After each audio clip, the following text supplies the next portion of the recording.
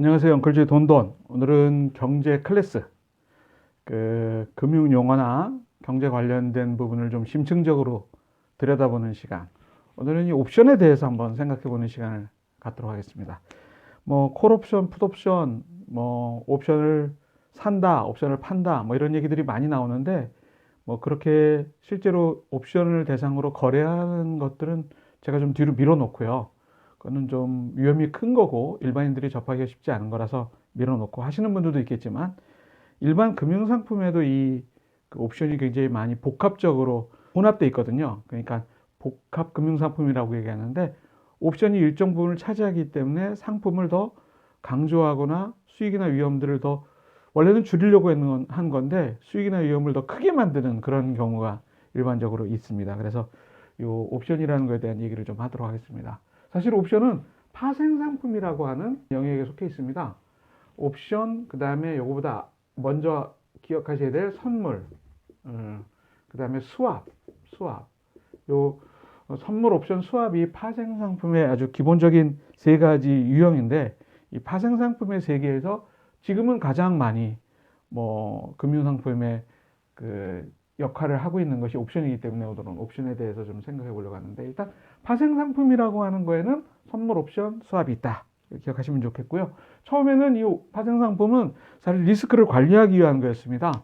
너무 위험이 큰 금융상품을 선택할 때 반대편, 예를 들면 오르면 수익을 많이 올릴 수 있는 건데 떨어지게 되면 어떻게 하지? 그럼 떨어질 때는 이 파생상품으로 좀 커버를 해가지고 위험을 좀 줄여야 되겠다라고 하는 위험 관리 차원으로 채권이나 주식, 그 다음에 이런 것들을 살 때 좀 플러스 알파로 활용을 했었는데, 지금은 그거보다 더 많이. 그래서 대부분의 금융상품들이 은행에서 하는 것 말고 주식, 채권, 이건 기본적으로 들어가죠. 그 다음에 유동성이라고 하는, 혹시 고객들이 어느 날 갑자기 돈을 환매하겠다, 내 돈을 찾아야 되겠다라고 할 때는 주식 채권을 당장 팔 수 있는 상황이 아니면 유동성, 예금이 될 수도 있고요. 그 다음에 짜투리 RP가 될 수도 있고요. 이런 것들을 좀 활용해 가지고 금융상품을 만들고요. 그 다음에 이제 파생상품이라고 하는 영역의 상품들을 조금 가미해서, 그래서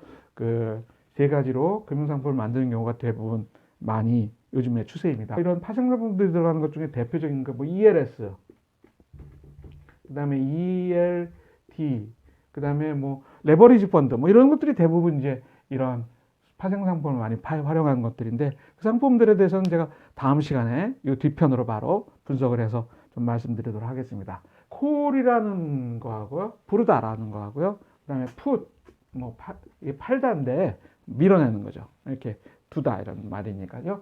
콜은 살 권리, 내가 나중에 나중에 라고 하는 이런 권리를 얘기하는 거고, 풋은 나중에 저쪽에서 요구를 하면, 아니 내가 이제 이거 너 사, 그리고 팔 권리죠. 이건 콜은 살 권리, 그 다음에 풋은 팔 권리.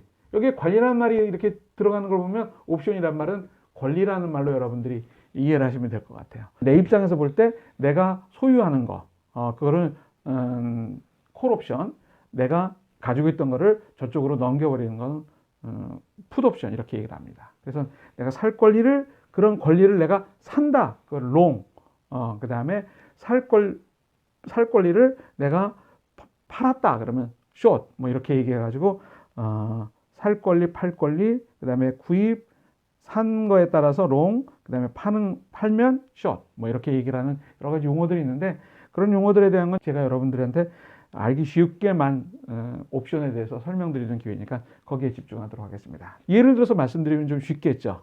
지금 삼성전자, 세간에 관심이 있는 삼성전자가 8만 원 넘었는데, 제가 8만 원이라고 얘기할까요? 한 주당, 한 주에 8만 원은. 그런데 지금 1월이지 않습니까? 1월?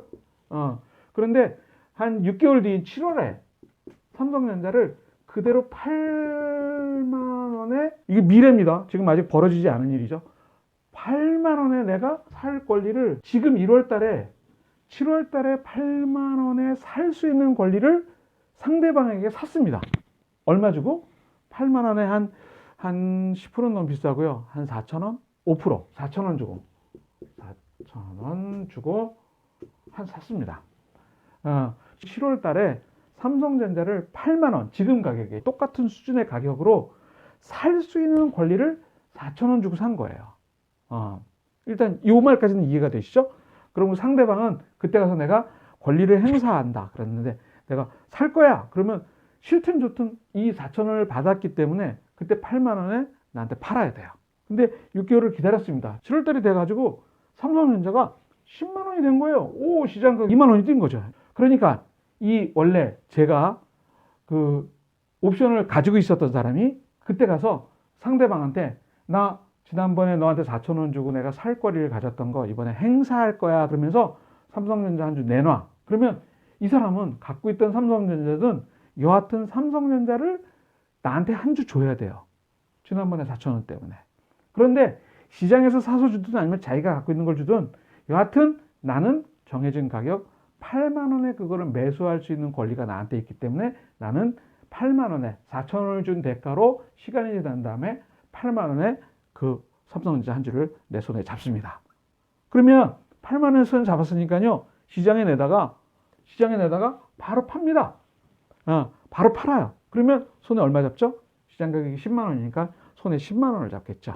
그러면 이 10만 원 가지고 있던 거를 자기 수익으로 챙기는 거죠.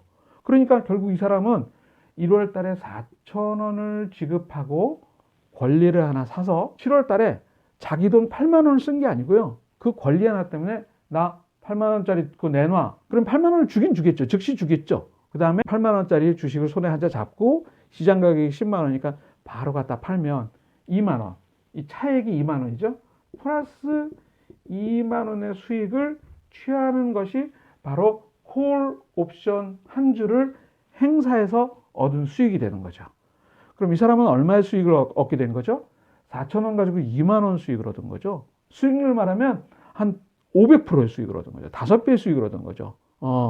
그러니까 보통 사람 같은 경우는 8만 원짜리 주식을 사서 6개월을 기다려서 그 다음에 10만 원에 팔아서 그 다음에 2만 원 수익을 취하는 게 대부분인데 지금 이 사람은 8만 원이 없어도 4천 원만 가지고도 그 권리 하나를 샀기 때문에 그때 가서 2만 원의 수익을 얻을 수 있는 기회를 얻었기 때문에 바로 콜 옵션은 살 권리를 한 주 손에 잡았기 때문에 얻게 되는 가치.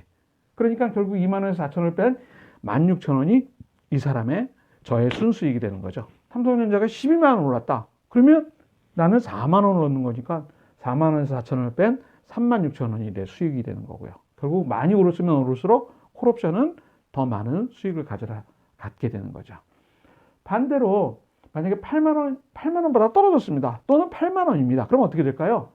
이 사람은 8만 원에 사서 시장에다 8만 원 팔면 의미가 없는 노동만, 시간만 버리는 거겠죠. 아니면 8만 원에 사가지고 7만 원에 팔아야 되는 거면 4천 원을 포기하고 이 권리를 행사하지 않겠죠.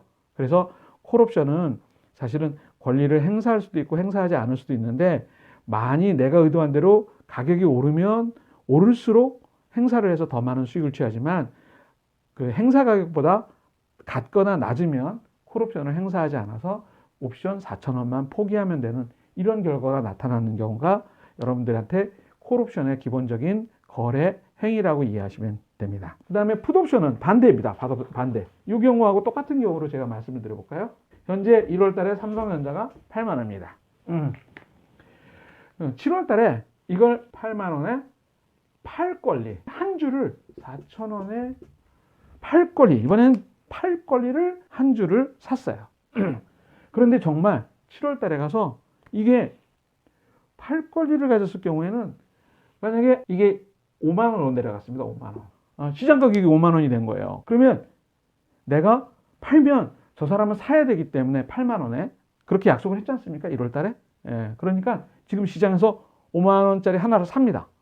5만 원짜리 사가지고 이 사람한테 가서 내가 이걸 행사한 가격, 약속한 가격 8만 원의 행사 가격에 팔 거야. 그러면 저 사람은 4천 원을 받은 이유로 반드시 8만 원에 내가 요구한 이 한 주를 사야 됩니다.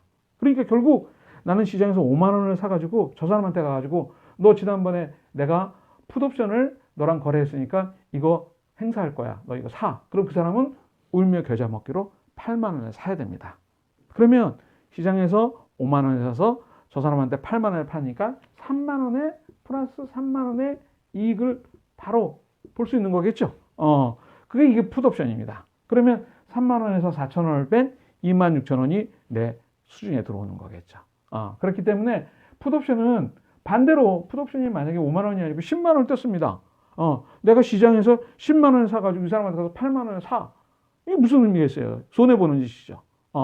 그러니까 8만 원이라고 하더라도 8만 원에서 사서 8만 원에 파는 건 괜히 헛수고 하는 짓이니까 가격이 8만 원보다 위에 올라갈 경우는 시간이 지난다면 7월 달에 가격이 올라갈 경우는 풋옵션은 행사하지 않고 그냥 버리는 거게 되겠죠. 이걸 포기하는 겁니다. 이렇게 콜옵션, 풋옵션에 대한 기본적인 이해.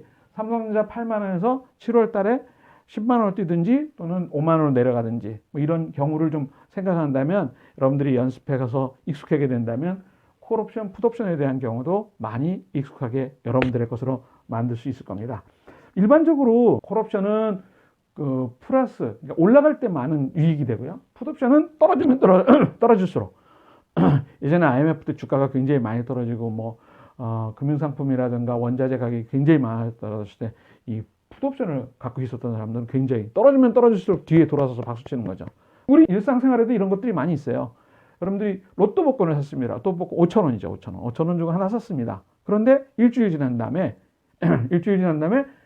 내가 원하는 조건 뭡니까? 번호가 3개, 4개, 5개, 6개 뭐 이런 게 딱 맞아 떨어지면 어떻게 되죠? 행사하는 거죠.